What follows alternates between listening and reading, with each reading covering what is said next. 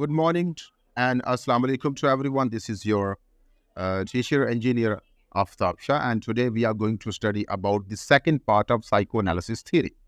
आज हम बेटा psychoanalysis theory का second part study करेंगे. But second part study करने से पहले I really love to give you information about the first part that we finished yesterday. First part के बारे में मैं आपको information देने की जो है वो कोशिश करता हूँ जो हमने कल खत्म किया था. साइकोएनालिसिस जो है that's different from other sorts of analysis of the text. इसमें ना हम रीडर को उस तरह स्टडी करते हैं जैसे हमने रीडर रिस्पॉन्स थ्योरी में स्टडी किया, और ना ही हम इसमें स्ट्रक्चर को फोकस करते हैं, ना ही फॉर्म को फोकस करते हैं, like we study in structuralism and formalism. और इसके अंदर आथर को भी हम उस तरह स्टडी नहीं करते जिस तरह के नॉर्मल आथर्स को स्टडी किया जाता है in the different types of literary criticisms. इस थ्योरी के अंदर हम बेटा उनके जो साइकोलॉजिकल मोटिव्स हैं, जो साइकोलॉजिकल मेकअप है ऑथर का, रीडर का, and also the characters in the text, जो किरदार आते हैं सारे के सारे, उनके हम साइकोलॉजिकल मेकअप को देख रहे होते हैं कि उनकी साइकोलॉजी कैसे और किस तरह फिर वो साइकोलॉजी जो है ऑथर की psychology is reflected in the psychology of the characters, and then the psychology of the character affects the psychology of the listeners or viewers or readers. तो ये इनका एक साइकोलॉजिकल जो ट्रेल है वो कैसे चलता है, ये चीज़ हम इसमें देख रहे होते हैं. हम फिजिकल चीज़ों को देखते हैं साइकोलॉजिकल तनाजुर के अंदर कि इनका साइकोलॉजी के ऊपर क्या इफेक्ट पड़ता है. फिर एक साइकोलॉजिकल फैक्टर दूसरे साइकोलॉजिकल फैक्टर पे कैसे आता है, दूसरा जो है बेटा वो तीसरे पे कैसे आता है, और तीसरा जो है वो चौथे को कैसे प्रोड्यूस कर रहा होता है. तो ये एक तरीका जो psychoanalysis method of analysing text है, this is different from other sorts of theories that we have studied before. इसमें हम साइकोलॉजी को एज अ सेंट्रल पॉइंट लेके चलेंगे. It's clear to everybody. तो कल बेटा हमने देखा था कि psychoanalysis word is actually coming from psychology plus analysis. So in order to analyze some literary text from psychological point of view, we need to understand psychology first. हमें पहले psychology का बेटा पता होगा तो हम टेक्स्ट को साइकोलॉजिकली अंडरस्टैंड कर सकेंगे. Is clear to everybody. तो हमने फिर साइकोलॉजी को समझने के लिए कल देखिए, psychology is a very big field. We cannot go to the master level or PhD level in psychology and after that we are coming back to text. फिर हम लिटरेरी फिगर्स या लिटरेचर वाले नहीं, फिर हम नफ्सियात वाले बन जाएंगे ज़्यादा. तो हमें उसमें से उतना पार्ट उसका चाहिए जो कि ज़रूरी होगा हमें लिटरेचर को देखने के लिए. तो उसमें जो दो अप्रोचेस बेटा इस्तेमाल की जाती हैं in literary studies, these two approaches are called Freudian approach and Jungian approach. Freudian approach is actually based on the psychology that was given by Sigmund Freud. And Jungian approach is based on the psychological concepts put forward by Carl Jung. Clear? तो ये दो approaches हम study करते हैं, ये हमारे tool होते हैं. तो बेटा किसी भी टेक्स्ट को साइकोलॉजिकली स्टडी करने से पहले हमें इन दोनों टूल्स का पता हो. अब इन दोनों मेथड ऑफ साइकोएनालिसिस के अंदर हमारे पास डिफरेंट टेक्निक्स होती हैं. We study yesterday in the psychological concepts of Sigmund Freud. We have the concept of id, ego, and superego, and the related concepts of conscious, superconscious, preconscious. Clear to everybody? ये हमने देखा है. शऊर, ताता शऊर, ला शऊर, जिसको हम उर्दू में कहते हैं. और इसके बाद हमने इसके कॉन्सेप्ट्स पढ़े हैं about the Oedipus complex, about the libidinal concept, और इसी तरह एक दो और हमने इसके कॉन्सेप्ट्स कल स्टडी किए. अदरवाइज सिगमंड फ्रॉइड की बेटा अगर साइकोलॉजी को हम स्टडी करने बैठे तो he has written so many books on psychology. तो बहुत कुछ है जो हम स्टडी कर सकते हैं, but we will study only the areas which are related to our textual analysis, not all that sort of psychology. Clear. अब हम जो दूसरी हमने कल स्टडी की थी that was about Carl Jung. Carl Jung के हमने कॉन्सेप्ट देखे. कार्ल जंग के कॉन्सेप्ट्स बेटा mostly they are about the factors which are non biological, the factors related to society, the factor related to family inheritance, the factor related to political, social, cultural, etc. ये जितने भी makeups होते हैं इंसान के ऊपर कि फैमिली के तौर पे वो कैसे बन गया है, सोसाइटी से वो कैसे साइकोलॉजिकली इफेक्ट हुआ है, हम इन सारे फैक्टर्स को देखते हैं.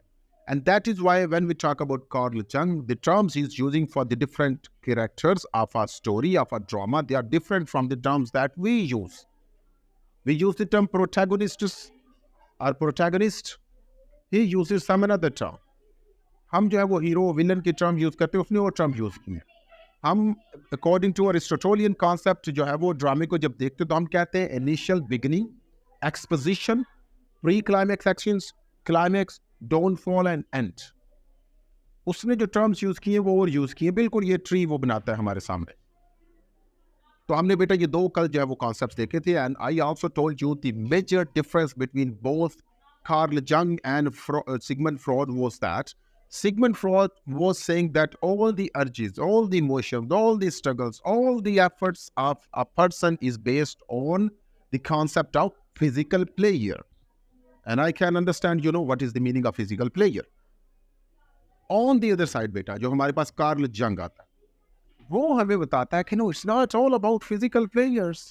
हमारे पास और बड़े फैक्टर है, ईगो है, एनवी है, हसद है.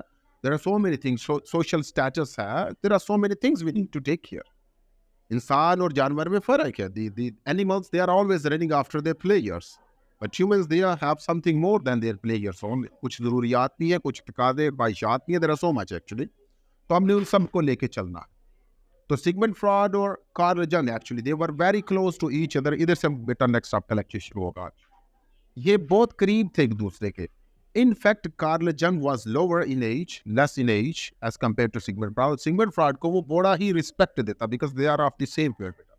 बड़ी इज्जत करते लोग जो असल किसी फील्ड में काम करने वाले होते एक दूसरे की, बड़ी इज्जत करता था. But when he came to know that Freud was very strict in his approach about physical pleasures in all aspects of our life, तो फिर उसने फ्रॉड से अलहदगी इख्तियार की. But we have these two approaches in our literary analysis. Is clear? आज बेटा हम next चलते हैं. Please open the slides which I sent you on mobile phone, and the people who are watching us on YouTube, they can see these slides available on the site. Here we go.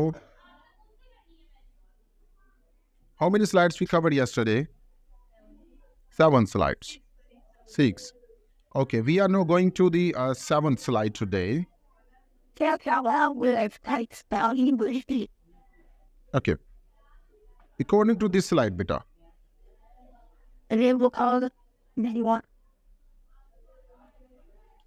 Infants, because yesterday we were studying about the concept of Freudian concept. So this slide number 8 is about the concept of Sigmund Freud. Infants have a strong sexuality that they grow out of or back into. Infant के अंदर अब Sigmund Freud जो है उसने हर चीज़ के अंदर बेटा इस कॉन्सेप्ट को वो लेके आया. So वो कहता है कि इन्फेंट के अंदर भी ये शीर-ख्वार बच्चों के अंदर ये बहुत ज़्यादा कॉन्सेप्ट होता है. Nearly all human desires are based in the libidos. तमाम ख्वाहिशात जो है वो फिजिकल प्लेयर्स के ऊपर है. Dreams or slips of the tongues can reveal aspects of the unconsciousness. अगर unconscious के बारे में जानना है तो we need to be very careful about our speaking and about what the other people are speaking. बाज़ औक़ात मजाक और गुस्से में कही गई बात बड़ा कुछ बता जाती है. तो ये वो दो लम्हात होते हैं जब एक्सट्रीम गुस्से में हो और एक्सट्रीम खुशी की हालत में हो, तो हमें अपने आप को बड़ा कंट्रोल करना पड़ता है, क्योंकि इन सूरत हाल में जो बात हम करते हैं that actually reveals what is going on inside our deep in our mind.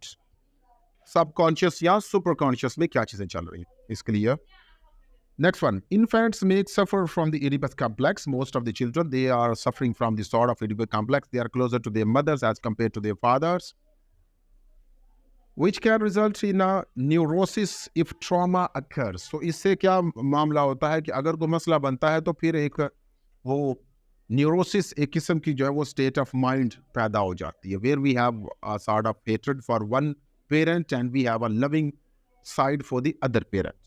तो इस चीज़ से हमने बचना. We go to the next one. More Freudian analysis terms. We will have more terms here. Can be looking for example of the Oedipus complex.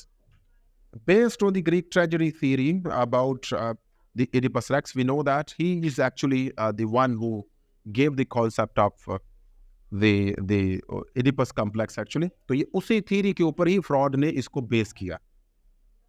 In working out instinctual desires to possess mother leading to the inevitable conflict with the father, the child forms a personality. और कहता है बच्चा जो है फिर आहिस्ता आहिस्ता क्या होता है कि सबसे पहले चूंकि उसके पास एक फैमिली एनवायरनमेंट होता है, उसके वालिदैन ही होते हैं the main people taking care of him और हर, तो वो उसकी पर्सनैलिटी में शुरू से ही एक साइडिंग आ जाती है. तो एक तरफ वो कॉन्फ्लिक्ट डेवलप होता है, दूसरी तरफ लविंग साइड आती है. हीरो और विलन शुरू से बनने शुरू हो जाते हैं एक शख्सियत के अंदर. एक तरफ वालिद के साथ उसके मामलात होते हैं, एक तरफ वालदा के साथ. ये उसका कॉन्सेप्ट है बेटा, but we have different concepts in our religion and in our society that we learn both of us our parents. लेकिन उसके मुताबिक वो कहता है कि शुरू से फिर वो विलन और हीरो वाली नेचर जो है वो सामने आनी शुरू हो जाती है फ्रॉम दी होम और from the rooms of the families, जहाँ बच्चे छोटी उम्र में होते हैं. Creepy, yes, but don't a lot of issues come from the dynamic of family powers? Don't kids often wish they had more power and authority over their parents? कहता है कि क्या ये चीज़ आपको अजीब नहीं लगती? Yes, ये अजीब है, because it's not about their way of dealing with one of their parents over the other. But इसके अलावा जो दूसरी डायनामिक्स पावर है बच्चों के साथ, जो वालदैन का रवैया बेटा, जो दूसरे अफराद का रवैया फैमिली का, ये सारी चीज़ें मैटर करती हैं. सिर्फ और सिर्फ हम ये नहीं कह सकते कि बच्चे जो है वो एक तरफ ज़्यादा है और दूसरी तरफ कम है. इसके लिए look for the लिबिडिनल images.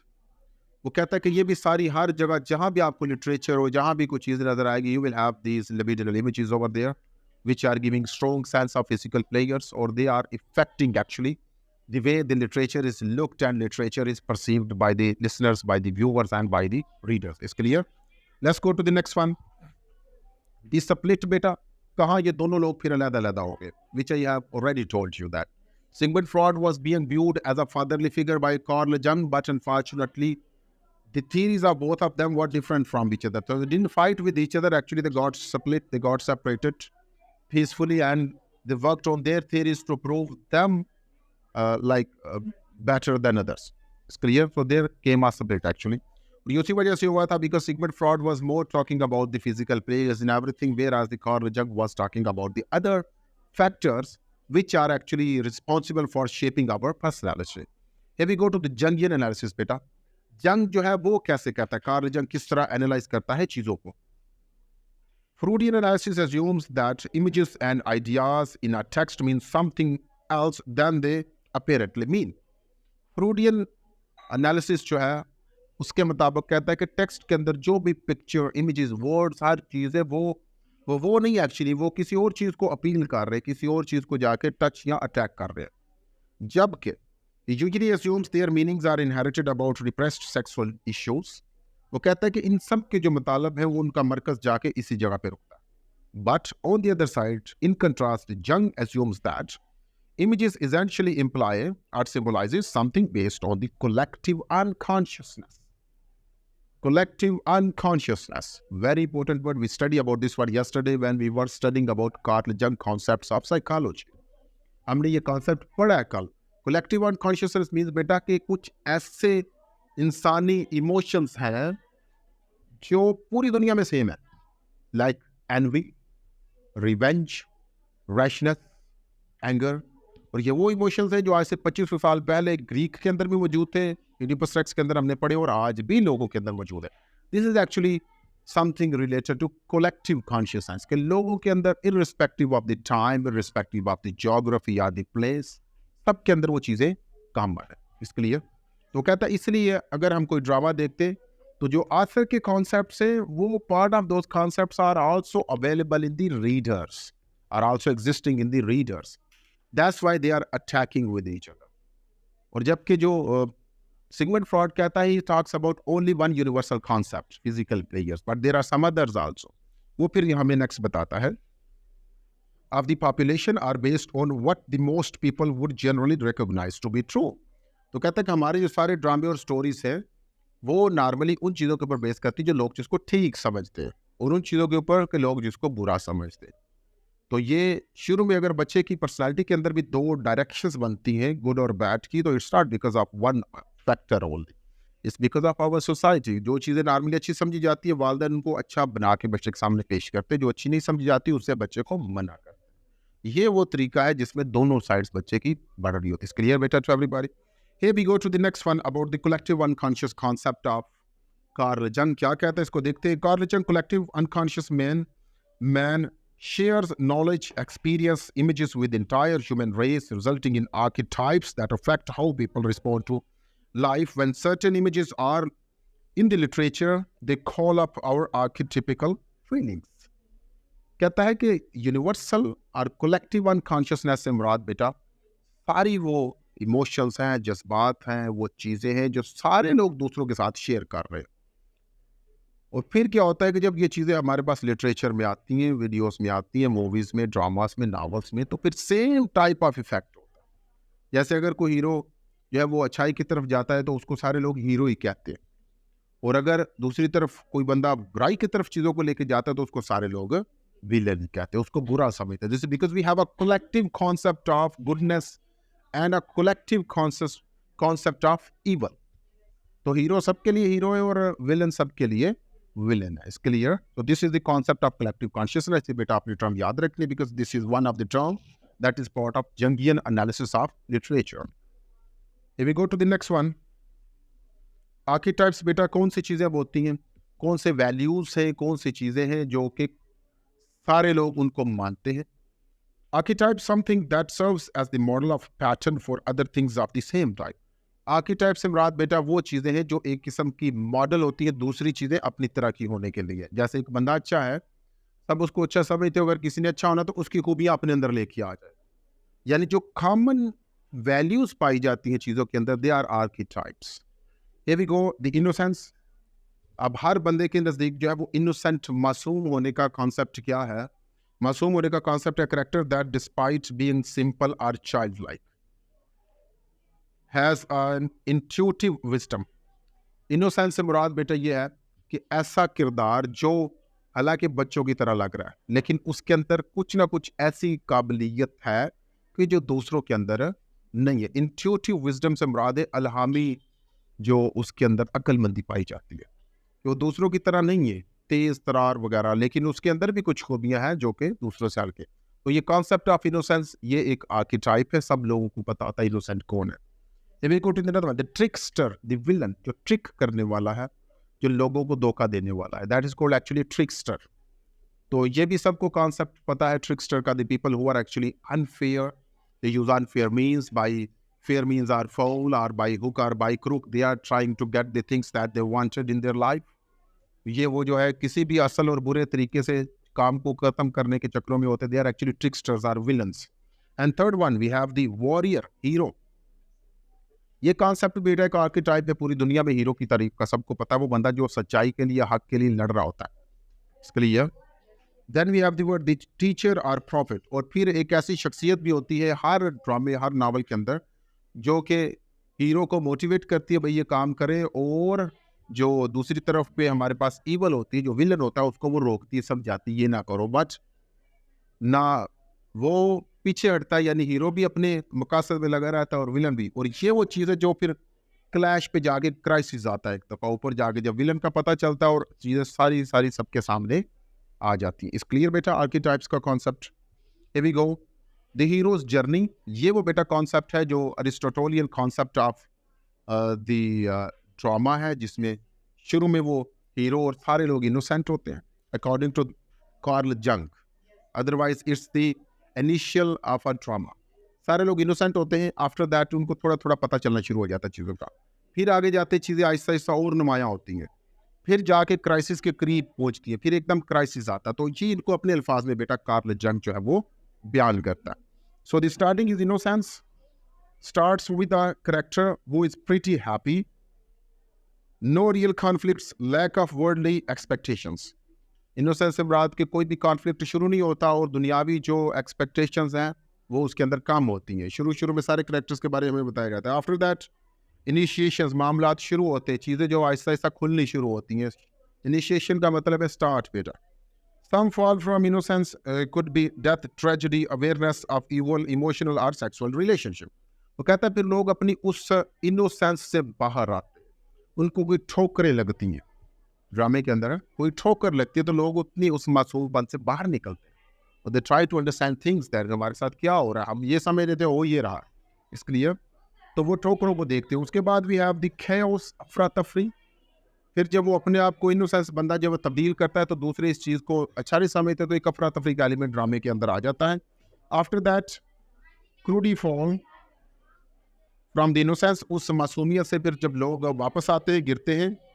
A time of trial, फिर एक जो है वो ट्रायल का वक्त शुरू हो जाता है। इसके लिए रेजोल्यूशन बेटा, if the character has made it through chaos, resolution का मतलब होता है हल। अब अगर वो chaos से निकल आते हैं, अफरा तफरी से, लड़ाई झगड़े से, तो फिर क्या होता है, वो चीज़ें हल की तरफ जाती, जो मसले मसाइल होते हैं वो ख़त्म हो जाते हैं। इसके लिए अच्छा everybody, here we go to the next one.